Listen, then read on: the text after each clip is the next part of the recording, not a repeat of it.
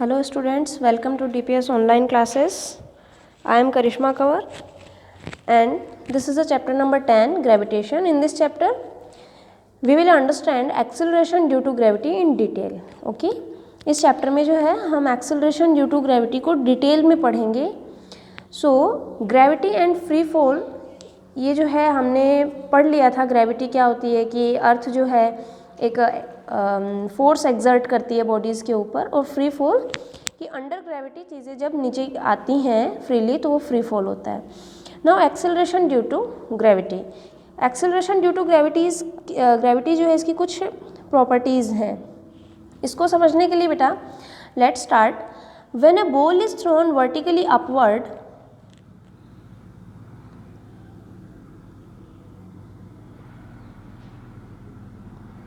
when a ball is thrown vertically upward, the force of gravity acts downward, hence the velocity of ball decreases.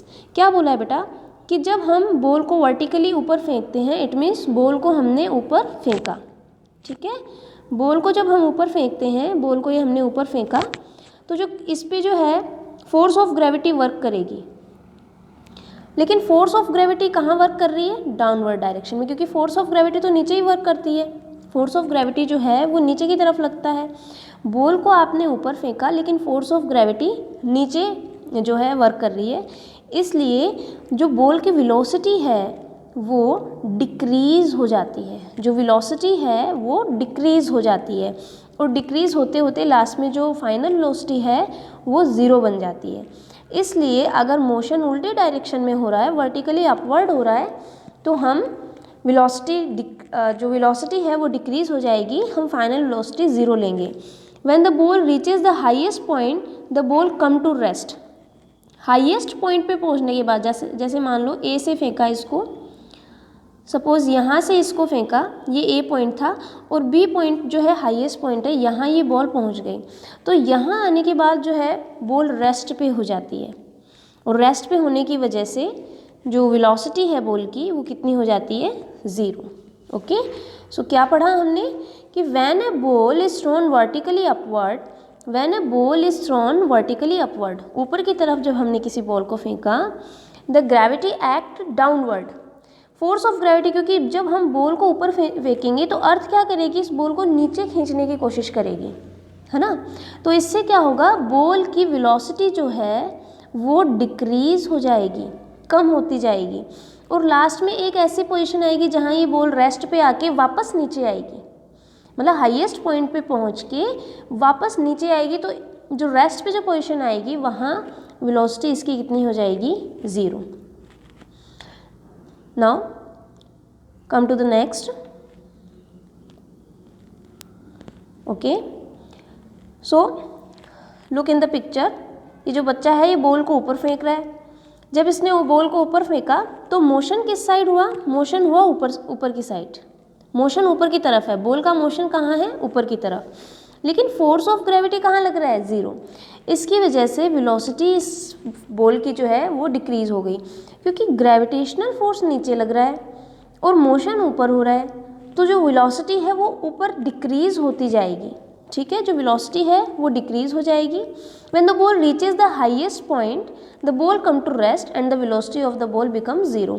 Highest point पे पहुंच गई, यहाँ से गई थी बॉल, यहाँ हाईएस्ट पॉइंट पे पहुंच गई, वापस नीचे आएगी, तो इस पोजीशन पे जो वेलोसिटी है जो किसी भी टाइम के लिए ज़ीरो बन जाएगी. इंस्टेंट टाइम के लिए, उसी टाइम के लिए वेलोसिटी जो है ज़ीरो बन जाएगी. वेलोसिटी जो है यहाँ ज़ीरो बन गई.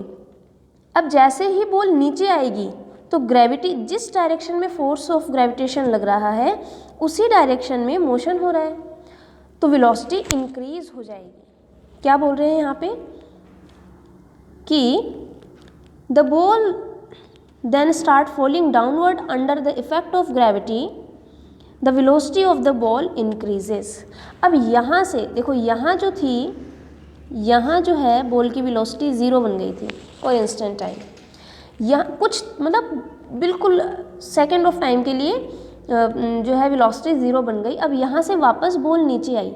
अब देखो मोशन भी इसी डायरेक्शन में और फोर्स ऑफ ग्रेविटी भी इसी डायरेक्शन में, तो जिस डायरेक्शन में अर्थ चीज़ को खींचना चाह रही है उसी डायरेक्शन में मोशन हो रहा है, तो फोर्स खींच रहा है उस बॉल को, तो अब इस केस में जो है वेलोसिटी इंक्रीज हो जाएगी।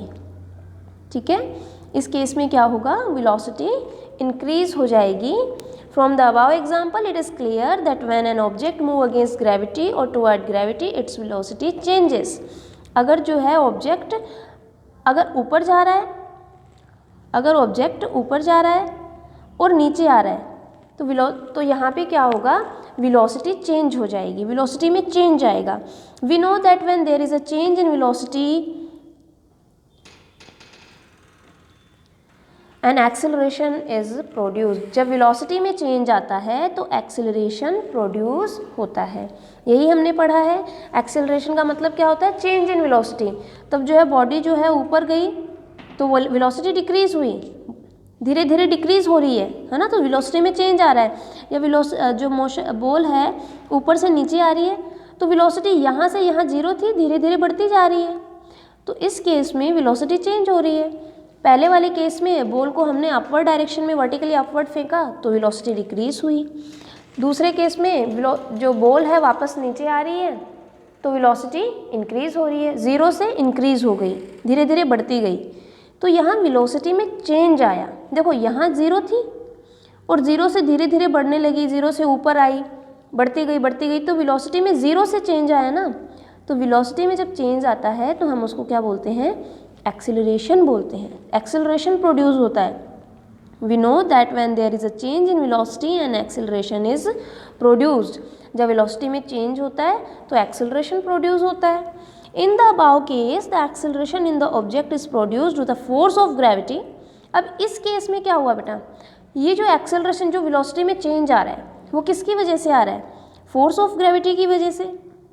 यहाँ जो वेलोसिटी में चेंज आ रहा है कि वेलोसिटी जो है डिक्रीज हो रही है या इंक्रीज हो रही है, वो किस वजह से आ रहा है, acceleration due to gravity acceleration due to gravity की वजह से, फोर्स ऑफ ग्रेविटी की वजह से। इसलिए हम इसको क्या बोलते हैं, acceleration due to gravity. Let it recall it. क्या बोला है बेटा इसमें कि जब बॉल को ऊपर फेंका गया तो जो है वेलोसिटी डिक्रीज हुई, वेलोसिटी डिक्रीज हुई। जब बॉल नीचे आई तो वेलोसिटी इंक्रीज हुई। अब ये वेलोसिटी में जो चेंज है ये किसकी वजह से आ रहा है, फोर्स ऑफ ग्रेविटी की वजह से। इसलिए इस एक्सेलरेशन को हम क्या बोलेंगे, एक्सेलरेशन ड्यू टू ग्रेविटी। क्या बोलेंगे, acceleration due to gravity. Acceleration due to gravity, अब जो है हम इसको डिफाइन कैसे कर सकते हैं, acceleration produce in an object is in free fall due to the force of gravity.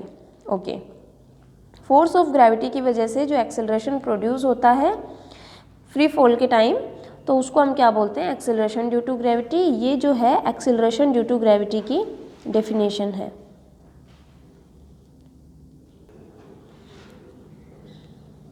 So this is the acceleration due to gravity. This is a definition of acceleration due to gravity. Acceleration due to gravity is defined as the acceleration produced in an object in free fall due to the force of gravity. Free fall के time जो force of gravity की वजह से acceleration produce होता है उसको हम acceleration due to gravity बोलते हैं। अब देखो ज़रा यहाँ पे, यहाँ से बॉल को फेंका गया, बॉल को जब हमने ऊपर फेंका तो बॉल का मोशन कहाँ हुआ, अपवर्ड डायरेक्शन में, लेकिन ग्रेविटी हमेशा डाउनवर्ड डायरेक्शन में ही लगती है। अब जो फोर्स है, अर्थ क्या कर रही है, अर्थ इसको अपनी तरफ ही रखना चाह रही है, इसको नीचे की तरफ ही रखना चाह रही है, इसको नीचे की तरफ खींच रही है, लेकिन बॉल ऊपर मोशन कर रही है। तो फोर्स की वजह से धीरे धीरे जैसे जैसे ये बॉल ऊपर जाएगी इसकी वेलोसिटी डिक्रीज होती जाएगी और for an instant time the velocity become zero. एक इंस्टेंट टाइम के लिए वेलोसिटी जो है वो कितनी हो जाएगी, ज़ीरो हो जाएगी। अब यहाँ से जो है बॉल वापस नीचे आएगी क्योंकि जिस पे ग्रेविटेशनल फोर्स लग रहा है। ओके, ग्रेविटेशनल फोर्स की वजह से जो है बॉल जो है ज़ीरो वेलोसिटी से, इट मीन्स रेस्ट पोजीशन से वापस नीचे आएगी। जब ये नीचे आएगी तो मोशन भी इसी डायरेक्शन में जिस डायरेक्शन में फोर्स ऑफ ग्रेविटी लग रहा है, तो वेलोसिटी इस केस में इंक्रीज हो जाएगी। So this is the example of acceleration due to gravity. जो है यहाँ पे जो वेलोसिटी में चेंज आ रहा है, वेलोसिटी डिक्रीज हुई, फिर ज़ीरो बन गई, ज़ीरो से धीरे धीरे वेलोसिटी इंक्रीज हुई, तो ये क्या है, acceleration due to gravity. Is it clear? क्या है ये? Acceleration due to gravity. ये जो है नोट्स हैं, ये आपको नोट डाउन करने हैं अपने नोटबुक के अंदर। This is very important. Okay, ये जो है इसको आप अच्छे से पढ़ लीजिए। ये जो डायग्राम है इसको अच्छे से पढ़ लीजिए कि बॉल ऊपर गई, ज़ीरो पे पहुंची और फिर बॉल जो है नीचे आ रही है। Now for an object at a small height from the surface of the earth at a given place the force of gravity is constant. Okay, क्या बोला है बेटा? जो एक्सेलरेशन, जो द फोर्स ऑफ ग्रेविटी जो है एक स्मॉल हाइट पे, क्या बोला? For an object at a small height from the surface of the earth at a given place the force of gravity is constant. Constant value होती है एक small height पे, इट मीन्स एक particular area के अंदर force of gravity की value constant होती है। और जो एक्सेलरेशन ड्यू टू ग्रेविटी है इसको हम रिप्रेजेंट किससे करते हैं? स्मॉल जी से।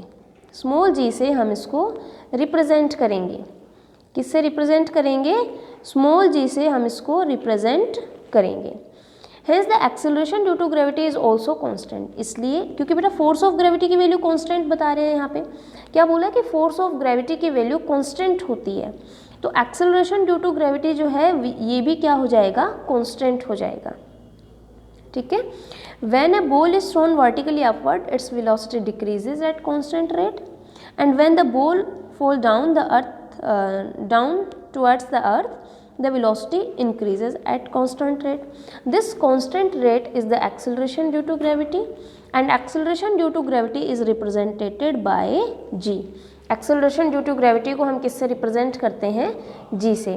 so this is very important बेटा, कि जो फोर्स ऑफ ग्रेविटी है, आपने फोर्स ऑफ ग्रेविटी पढ़ा है कि जो अर्थ है किसी भी बॉडी पे एक फोर्स एक्सर्ट करती है, तो ये जो वैल्यू है फोर्स ऑफ ग्रेविटी की, जो वैल्यू है ये एक स्मॉल हाइट के लिए फिक्स होती है, कांस्टेंट होती है, जो चेंज नहीं होती। और अगर फोर्स ऑफ ग्रेविटी की वैल्यू चेंज नहीं हो रही तो एक्सेलरेशन ड्यू टू ग्रेविटी जो है इसकी वैल्यू भी एक पर्टिकुलर हाइट के लिए, एक स्मॉल हाइट के लिए फिक्स होती है, जिसको हम 9.8 मीटर पर सेकेंड स्क्वायर से डिनोट करते हैं। ठीक है, सो इज इट क्लियर?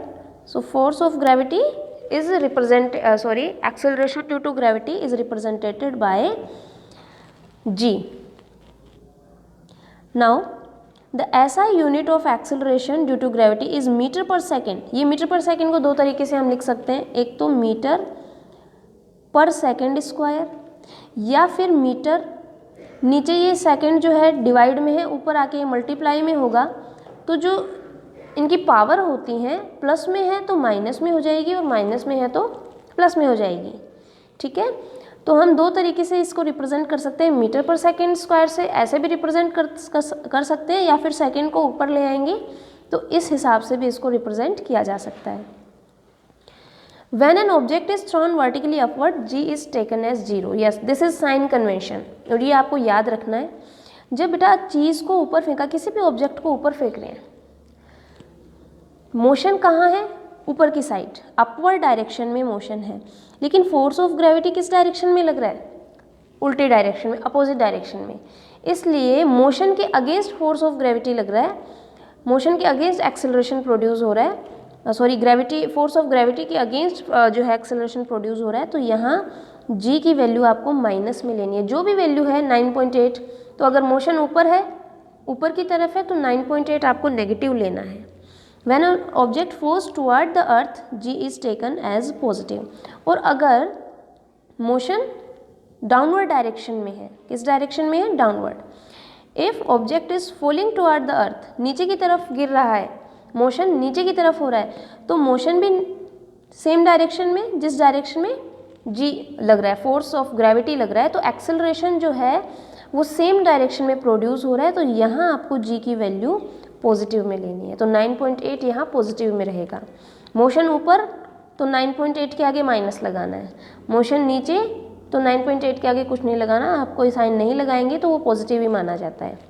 ठीक है, सो इज इट क्लियर? यहाँ आपको मेन चीज़ क्या याद रखनी है? एक तो साइन कन्वेंशन कि जब वर्टिकली अपवर्ड जाएगी कोई चीज़, वर्टिकली अपवर्ड, तो वो नेगेटिव हो जाएगी, और जब अर्थ की तरफ आएगी तो जी की वैल्यू पॉजिटिव हो जाएगी, और ये जो है एक्सेलरेशन ड्यू टू ग्रेविटी की जो है एसआई यूनिट है।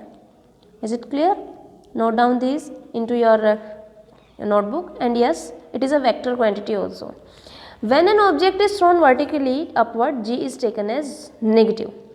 जब आपने ऑब्जेक्ट को ऊपर की तरफ फेंका तो एक्सेलरेशन किस साइड प्रोड्यूस हो रहा है, सॉरी जो ग्रेविटेशनल फोर्स है वो किस साइड लग रहा है, नीचे की तरफ। तो एक्सेलरेशन ड्यू टू ग्रेविटी कैसा होगा, minus.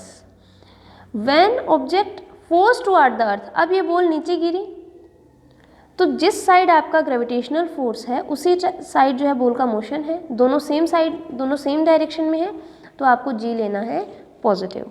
Okay, so acceleration due to gravity इस केस में पॉजिटिव हो जाएगा, इस केस में नेगेटिव और इस केस में positive. Now acceleration due to gravity at the surface of the earth, earth surface पे एक्सेलरेशन ड्यू टू ग्रेविटी क्या है, कितना है, ये हम इसमें पढ़ेंगे। This is very important. Okay, इस चीज़ को आपको समझना है यहाँ थ्योरेटिकल पार्ट से। Let us consider an object of mass m, कोई ऑब्जेक्ट है, ये ऑब्जेक्ट है, इसका मास m है, held at a distance r, ये अर्थ है, अर्थ की सरफेस है, अर्थ से कोई ऊपर की तरफ है, ये मास कोई ऑब्जेक्ट है जिसका मास m है, स्मॉल m से हम इसको डिनोट कर रहे हैं, m इसका मास है इस ऑब्जेक्ट का, और ये r डिस्टेंस के ऊपर है, मतलब अर्थ की सरफेस से r डिस्टेंस पे है। कितना है, अर्थ की सरफेस से कितना दूर है, r, ठीक है, r हम इसका डिस्टेंस मान के चल रहे हैं। From the centre of the earth of mass m and radius r, और अर्थ का मास किससे डिनोट किया है, कैपिटल M से, ये अर्थ का मास डिनोट किया है। बॉडी का मास स्मॉल m से और अर्थ का मास कैपिटल M से, क्योंकि दो बॉडीज़ है ना, हमने न्यूटन्स लॉ में पढ़ा है, दो बॉडी होती हैं यूनिवर्स में, कोई भी दो बॉडी, तो अर्थ भी तो एक बॉडी है, इसका भी मास है, और जो बॉडी हम कंसिडर करके चल रहे हैं इसका भी एक मास है। तो हमने बॉडी का मास ले लिया, कोई भी ऑब्जेक्ट है, इस ऑब्जेक्ट का मास स्मॉल m से ले लेंगे और अर्थ का मास ले लेंगे कैपिटल M से। ओके, अर्थ और इस बॉडी के बीच का जो डिस्टेंस है वो हमने ले लिया small r and radius r, ये जो कैपिटल R है ये अर्थ की रेडियस है। Okay, according to Newton's law of gravitation, बेटा न्यूटन्स लॉ ऑफ ग्रेविटेशन में हमने जो फॉर्मूला लास्ट में फाइंड आउट किया था वो क्या था, F is equals to G m1 m2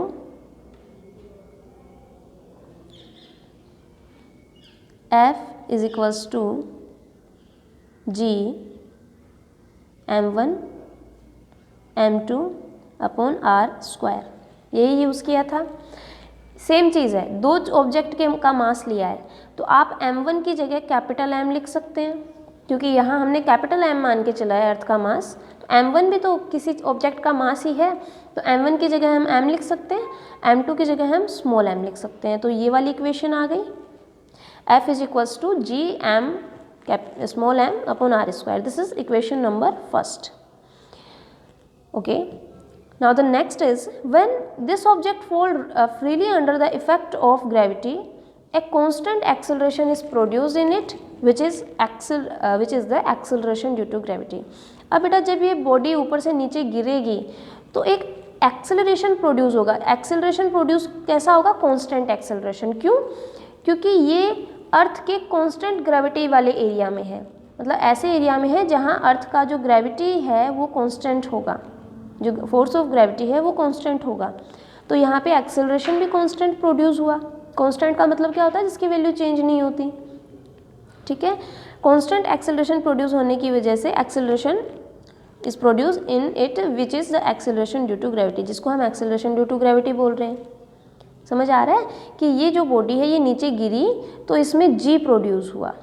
okay, using Newton second law of motion, the force applied by the earth on object of mass m is, आपने बेटा न्यूटन का second law पढ़ा है, फोर्स पढ़ा है। फोर्स क्या होता है, F इज जो मैंने बताया था F is equals to mg भी लिख सकते हैं हम, ma की जगह ma होता है ना, तो ma की जगह a की जगह g लिखेंगे, एक्सेलरेशन ड्यू टू ग्रेविटी। यहाँ ma का मतलब force is equals to M A पढ़ा ना, फादर इज इक्वल्स टू माँ, इसको नॉर्मल भाषा में बोलते हैं समझने के लिए, that father is equals to माँ।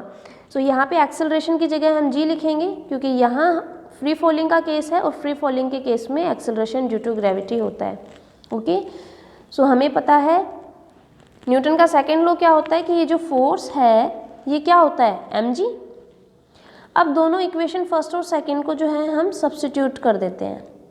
Since the object is same, hence the force exerted by the earth using Newton's law of gravitation is equal to the force exerted by the earth using Newton's second law of motion, hence equating equation first and second। दोनों equation first और second को हम जो है एक साथ रख लेंगे।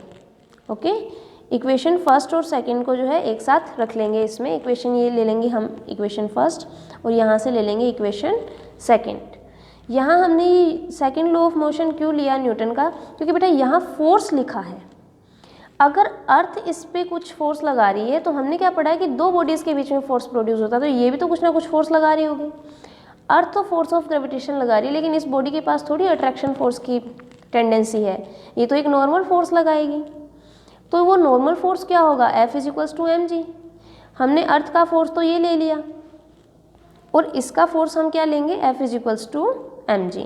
ओके, सो ये हम F is equals to M G जो है ये हम यहाँ से कंसिडर करेंगे और दोनों इक्वेशंस को है सब्स्टिट्यूट किया, दोनों इक्वेशंस को, तो क्या आया, F की वैल्यू हम यहाँ रख देंगे। F जो है हमने क्या लिया था, F is equals to F is equals to हमने यहाँ क्या लिखा था, G M M upon R square. तो यहाँ ये कोई दिक्कत नहीं है, चाहे आप इसको यहाँ शिफ्ट कर दो और इसको यहाँ शिफ्ट कर दो, कोई दिक्कत नहीं है। तो F को हम यहाँ ले आए, G को हम इस साइड ले आएंगे। सो क्या हो गया, कैसे भी लिख लो, यहाँ आ गया F की वैल्यू हमने पुट कर दी यहाँ पे, तो F की वैल्यू क्या ली थी हमने यहाँ से, mg। So mg is equals to G M M upon R square. ये वाला जो F है ना, इसकी जगह हमने इसकी वैल्यू पुट कर दी, बाकी सेम रहेगा। तो F की वैल्यू कितनी थी, mg, तो हमने यहाँ F की वैल्यू mg लिख दी। ओके, अब देखो बेटे, स्मॉल m से स्मॉल m कैंसिल हो गया, बचा क्या, g is equals to G M R square. This is the relation between acceleration due to gravity and universal gravitational constant. Okay, ये रिलेशन है एक्सेलरेशन ड्यू टू ग्रेविटी और universal gravitational constant के बीच का रिलेशन। कि जो acceleration due to gravity है वो किसके इक्वल है, जो चीज़ जो है उसके मास के और उस जो डिस्टेंस जो है उसके स्क्वायर के। If the object is on the earth और very close to the earth then R can be taken equal to the radius of the earth. क्या बोल रहा है कि अगर बहुत ही ज़्यादा अर्थ के क्लोज है कोई बॉडी, तो हम जितना आर का रेडियस होता है उतना ही डिस्टेंस ले सकते हैं। So R is equals to R हो गया। So the acceleration due to gravity near earth surface, R की जगह हमने वो जो स्मॉल आर था उसकी जगह हमने आर स्क्वायर पुट कर दिया, क्योंकि ये जो बॉडी है ये बहुत ही ज़्यादा अर्थ के क्लोज है। ओके, तो इस केस में जो आर है वो रेडियस के बराबर लिया जा सकता है। सो ये जी और जो एक्सेलरेशन जो यूनिवर्सल कांस्टेंट है उसके बीच का रिलेशन है। इज इट क्लियर, क्या है ये, इन दोनों के बीच का रिलेशन, जी और G M upon R square, ये दोनों के बीच का रिलेशन है। Clear,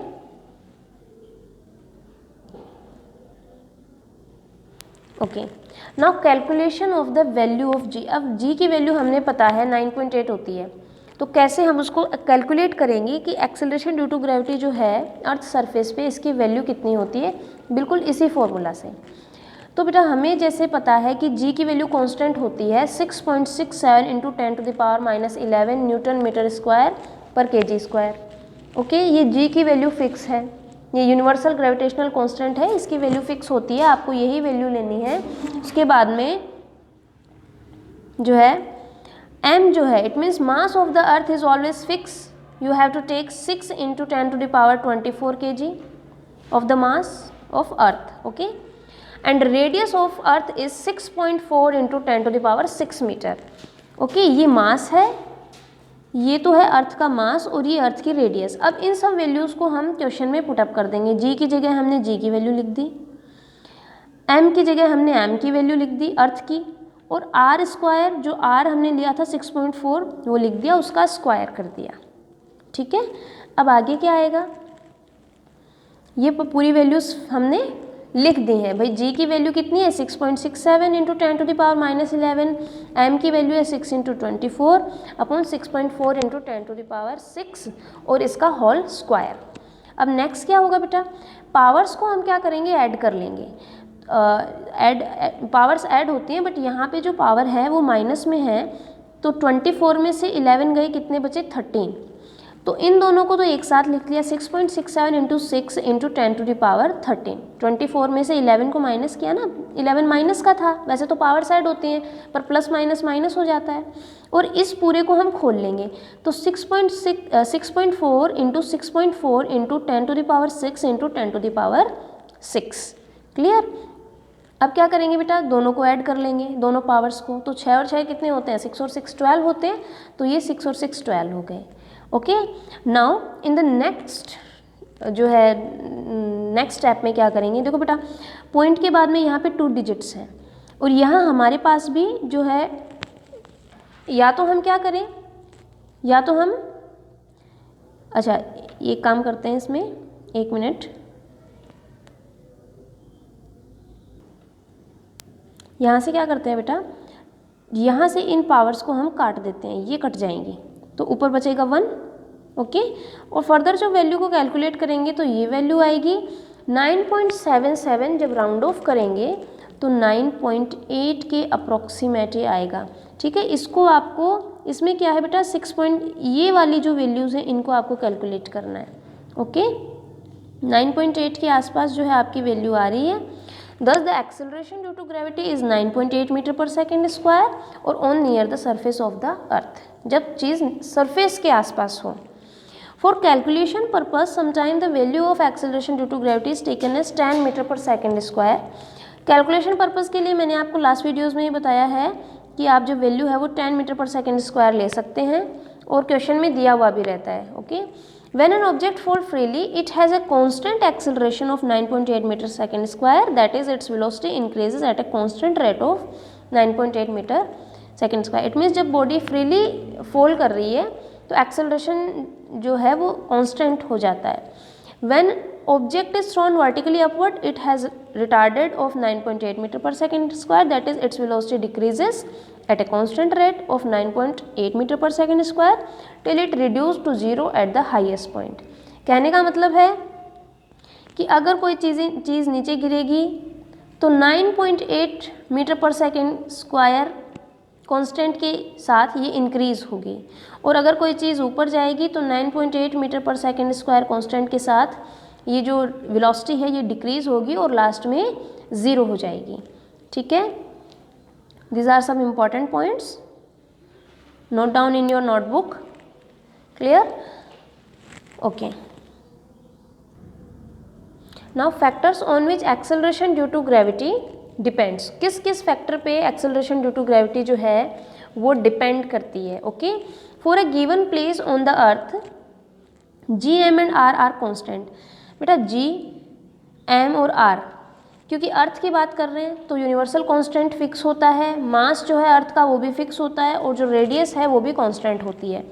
hence at a given place on the earth surface the value of G is constant. इस वजह से अगर ये सब कांस्टेंट हैं तो जी की वैल्यू भी कांस्टेंट हो गई, है ना। अगर अर्थ पे हमें पता है यूनिवर्सल कांस्टेंट जो है उसको यूनिवर्सल कांस्टेंट बोलते क्यों हैं, क्योंकि उसकी वैल्यू सब जगह फिक्स होती है। अब मास है अर्थ का वो भी कांस्टेंट ही रहना है, और अर्थ की रेडियस भी कांस्टेंट रहनी है। तो अगर ये सब एंटिटीज कांस्टेंट रहेंगी तो जी भी कांस्टेंट रहेगा, क्योंकि जी इन सब के बराबर है। Okay, but G is not always constant, लेकिन हमेशा कांस्टेंट नहीं होता है, कुछ चीज़ों पे के साथ वेरी करता है।